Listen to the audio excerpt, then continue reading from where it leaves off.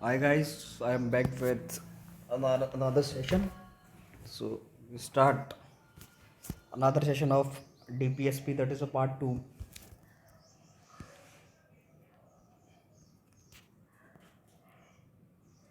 Part 2 की हम बात कर रहे हैं। क्वेश्चन सीरीज़ हमारी चल रही है DPSP की, आप उसको देखें, वॉच करें। पार्ट वन जो क्वेश्चन सीरीज़ का DPSP के जो पार्ट 1 है वो हमने करा दिया है। आप DPSP को पहले थ्योरी पढ़ें, उसके बाद क्वेश्चंस करें जो मैं करा रहा हूँ, और अपना जो है पॉलिटी का जो स्कोर है वो बूस्ट करें। क्वेश्चंस हैं। पहला क्वेश्चन आप पढ़िए कि कंसिडर, मैंने फंडामेंटल ड्यूटीज़ अभी नहीं कराई हैं, ये क्वेश्चंस DPSP के बीच में डाला गया है, तो आपको थोड़ा सा ओवरव्यू मिल जाएगा कि DPSP है क्या। फंडामेंटल ड्यूटीज़ के बारे में ये स्टेट्समेंट दिए गए कि they were added by 44th constitutional amendment act. बिल्कुल गलत है सर, ये 42 अमेंडमेंट्स एक्ट से ऐड किए गए। तो पहला स्टेटमेंट गलत हो गया कि ये 42 अमेंडमेंट कॉन्स्टिट्यूशनल अमेंडमेंट एक्ट से ऐड किए गए। Some of the fundamental duties are applicable to foreigner also. मतलब फंडामेंटल राइट थे वो सिटीजन्स के लिए भी थे और फॉरेनर्स के लिए भी थे, पर फंडामेंटल ड्यूटीज़ किसी भी देश के सिटीजन्स के लिए होती है। तो सिटीजन्स हम ही हैं, तो फॉरेनर के लिए बिल्कुल एक्सटेंड नहीं होंगे, उनके लिए एप्लीकेबल नहीं होंगे। कि दूसरा स्टेटमेंट भी गलत हो गया। और तीसरा, they are not justiciable in nature. बिल्कुल सही बात है कि आप इनके वायलेशन पे अगर कोई सिटीजन ने फंडामेंटल ड्यूटी फॉलो नहीं करा है तो आप कोर्ट में नहीं जा सकते, तो ये नॉन जस्टिफिकेबल इन नेचर होंगे, नॉन जस्टिफिकेबल। तो तीसरा स्टेटमेंट करेक्ट है कि ये नॉन जस्टिफिकेबल नेचर है। They help court in examining the determining the constitutional validity. बिल्कुल सही बात है कि कॉन्स्टिट्यूशनल वैलिडिटी जो जुडिशियल रिव्यू सुप्रीम कोर्ट करता है उसमें ये हेल्प करते हैं। तो तीसरा और चौथा आंसर जो है करेक्ट हो गया। आप एक्सप्लेनेशन पढ़ सकते हैं कि 42 कॉन्स्टिट्यूशनल अमेंडमेंट एक्ट 1976 से फंडामेंटल ड्यूटी ऐड हुई है, और ये सिर्फ सिटीजन के लिए ही कन्फाइंड है, confined to only citizen of India. ठीक है, आगे चलते हैं। आप आपने अगर थ्योरी पढ़ी है DPSP की तो आप इन क्वेश्चंस को कर पाओगे, नहीं तो नहीं कर पाओगे। कल DPSP के बारे में दूसरा स्टेटमेंट है कि ये noble feature of the Indian constitution है। तो बिल्कुल बात है, ये नोबल फीचर नहीं है। Noble feature of Indian constitution ये नहीं है,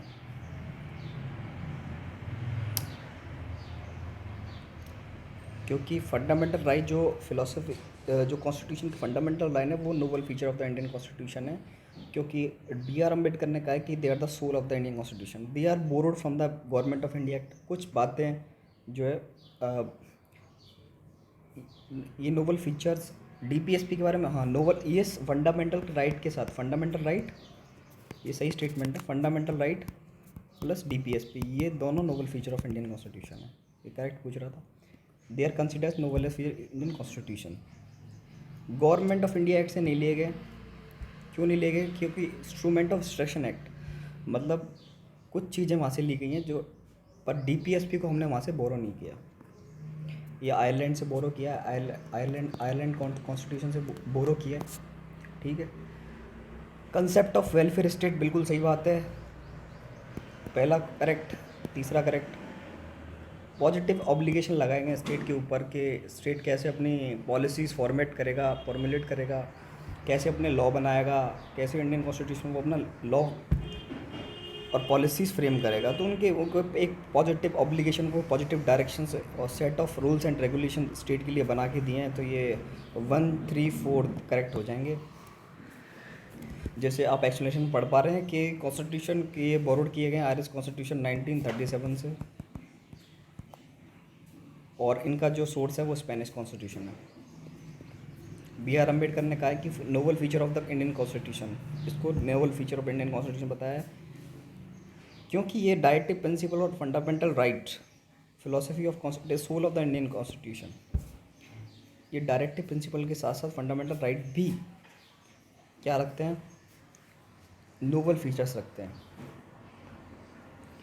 और मैं आपको बता ही चुका कि डायरेक्टिव प्रिंसिपल स्टेट पॉलिसी क्या है, एक वो आइडियल जो स्टेट को अपने माइंड में ध्यान रखना चाहिए अपनी पॉलिसी और लॉ बनाते वक्त। जैसे कि आप देख पा रहे हैं, these are the constitutional instruction recommendation to the state in legislative executive administrative manner. ये कॉन्स्टिट्यूशनल इंस्ट्रक्शन है स्टेट को कि वो कैसे फॉर्मुलेट करेगी पॉलिसीज़ और लॉ।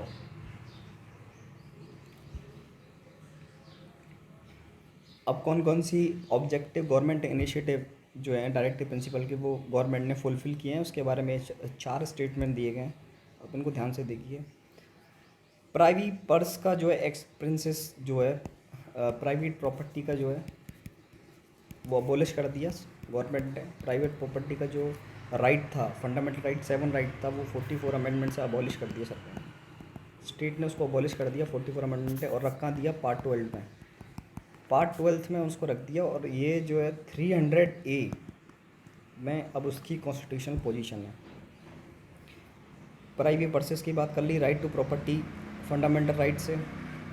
और प्राइवेट प्रॉपर्टी को अबॉलिश करने के पीछे ऑब्जेक्टिव ये था कि हम इकोनॉमिक इनइक्वलिटी कम कर दें। इकोनॉमिक इनइक्वलिटी को रिड्यूस करना ही ऑब्जेक्टिव था राइट टू प्रॉपर्टी का। अब ये भी आपको पता ही है कि प्रोटेक्शन ऑफ स्टेट, उसके लिए हम MTCR मसल टेक्नोलॉजी जो भी हम कर रहे हैं, टेक्नोलॉजी एक्सपेंड कर रहे हैं, वो सब खादी ग्राम उद्योग गांधी जी का प्रिंसिपल, गांधीयन प्रिंसिपल पे, तो चारों स्टेटमेंट करेक्ट है।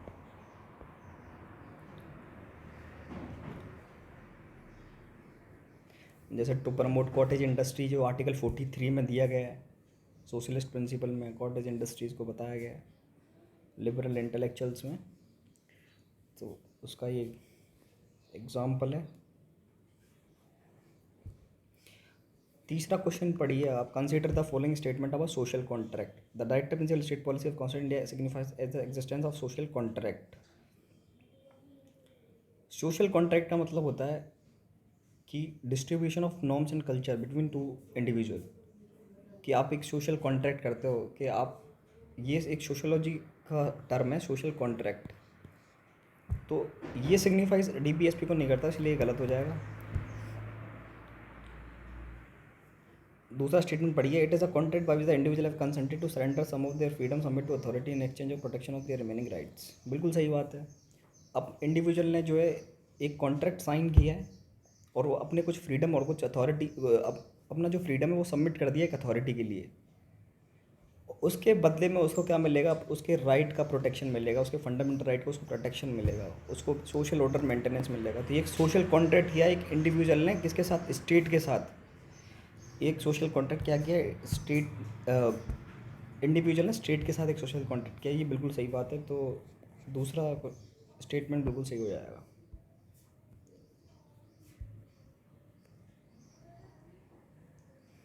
ये बिल्कुल सही है।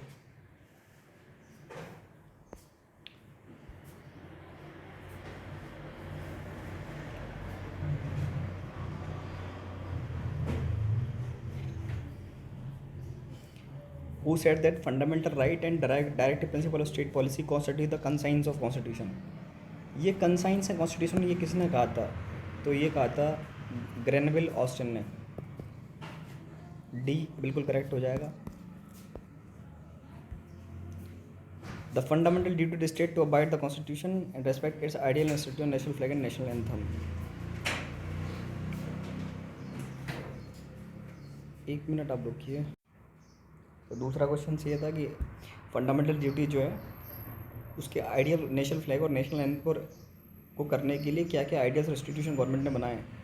तो ये एम्बलम एंड नेम्स एक्ट है, prevention of assault to national honour act, flag code of India act, तीनों स्टेटमेंट बिल्कुल करेक्ट है।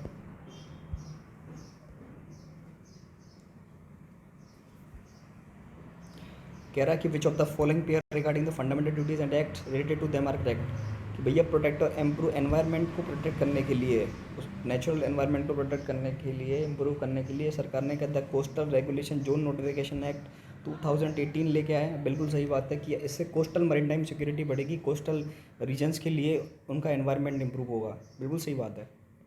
To safeguard public property and observe violence prevention of damage public property act. बिल्कुल सही बात है कि public property को सेफ करने के लिए इन्होंने प्रिवेंशन एक्ट लेके आए हैं, prevention damage to the public property act लेके आए 1944 में। बिल्कुल सही बात है। Declaration of communal organisation as unlawful association. जो कम्युनल ऑर्गेनाइजेशन है, कम्युनल ऑर्गेनाइजेशन का मतलब होता है वो ऑर्गेनाइजेशन जो डिवाइड करती हैं पीपल्स को रिलीजन के बेसिस पे डिवाइड करने के लिए और उन उनसे अपनी मैक्सिमम वोट बैंक गैदर करती हैं। तो उसके लिए उन्होंने अनलॉफुल एक्ट प्रिवेंशन एक्ट 1961 लेके आए। बिल्कुल सही बात है, तीनों स्टेटमेंट बिल्कुल करेक्ट हो जाएंगे। Which of the following state related to fundamental duties are correct to cherish and the noble idea national struggle. बिल्कुल सही बात है कि जो आइडिया नेशनल स्ट्रगल से लिए गए हैं उनको फॉलो करना, उनको कॉन्स्टिट्यूशन में डालना, ये बिल्कुल सही बात है। To cherish and follow the noble ideas that inspired the national struggle for freedom was added 1950 में एडिट नहीं किए गए। 19 ये स्टेटमेंट इसलिए गलत हो जाएगी, 1950 में ऐड नहीं करेंगे, बाकी सब सही है कि वो नेशनल स्ट्रगल से नोबल आइडियाज़ लिए गए हैं। To value and preserve the rich heritage of the country. बिल्कुल सही बात है कि हमको, आप फंडामेंटल ड्यूटी में पढ़ोगे, डीपीएस में पढ़ते हो आप, protection of human monument and cultural heritage, ये सब बात, ये दूसरी स्टेटमेंट बिल्कुल सही बात है। दूसरा स्टेटमेंट कि अब मैं अपना जो रिच हेरिटेज है कंट्री का, वो कंपोजिट कल्चर है, उसको प्रिजर्व करना चाहिए, जो 1960 से स्वर्ण सिंह कमेटी द्वारा जो ऐड किए गए 1976 में। To provide opportunity to educate children what between the age 6 to 14 year. Elementary education का जो प्रोविजन है 6 to 14 ईयर का, जब तक आप 14 ईयर के तहत आपको फ्री एजुकेशन मिलेगी, जो 2002 में ऐड किया गया। बिल्कुल सही बात है, तो आंसर हो जाएगा 2 and 3। आप ध्यान से देखिए कि फंडामेंटल ड्यूटी हैं वो 42 कॉन्स्टिट्यूशनल अमेंडमेंट एक्ट से ऐड की गई हैं, मतलब आर्टिकल 51A में। ये सजेस्ट की थी स्वर्ण सिंह कमेटी ने।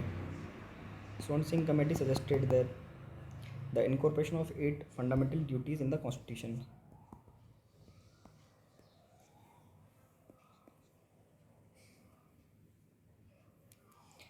ये क्वेश्चन ध्यान रखना कि एलिमेंट्री एजुकेशन 6 to 14 ईयर के लिए किस अमेंडमेंट एक्ट ने ऐड किए हैं, 86 कॉन्स्टिट्यूशनल अमेंडमेंट एक्ट ने। यहाँ से क्वेश्चन बहुत बार पूछा जाता है। Which of the following are the part of the directive principle of state policy provide educate means of livelihood to all situation. बिल्कुल सही बात है। इनमें से कौन सा पार्ट डीपीएसपी का है, तो एडुकेट मीन्स ऑफ लिवलीहुड हमने पढ़ा है सोशलिस्ट प्रिंसिपल में, आप जाके वीडियोज़ में देख सकते हो, जो पुरानी वीडियोज़ मैंने पढ़ाई है वहाँ से ये स्टेटमेंट बिल्कुल सही हो जाता है। हेल्थ और स्ट्रेंथ प्रिजर्व करना वर्कर्स की, और चिल्ड्रन को फोर्सेबल अब्यूज़ से बचाना, ये भी स्टेट का वर्क है, तो ये भी करेक्ट हो जाएगा दोनों। Promotion of harmony and spirit of common brotherhood amongst all the people of India. बिल्कुल सही बात है कि प्रमोशन, अपना जो सोसाइटी में आप रह रहे हो वहाँ पे आप हार्मोनी क्रिएट करो, पीस क्रिएट करो, और एक सेंस ऑफ ब्रदरहुड को भी प्रमोट करो, तो ये बिल्कुल सही बात है। पर ये जो प्रमोट और हार्मोनी की वाली बात है, ये जो बात है ये फंडामेंटल ड्यूटी की है। जब आप आर्टिकल 51A पढ़ेंगे उसमें सीधा सीधा स्टेटमेंट लिखा हुआ है, तो ये फंडामेंटल ड्यूटी का पार्ट हो गया, ना कि डीपीएसपी का। Raising the level of nutrition standard living socialist principle है, तो चार बिल्कुल करेक्ट हो गया, तो 1 2 4 ये करेक्ट आंसर है।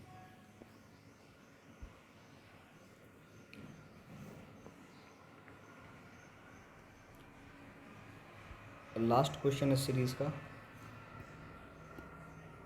Which of the following directive principle of state policy are for the welfare of the workers. Prevention of concentration of wealth. बिल्कुल सही बात है कि आप एक हाथ में कंसंट्रेट मत करिए, वेल्थ को इक्वल डिस्ट्रीब्यूशन करिए।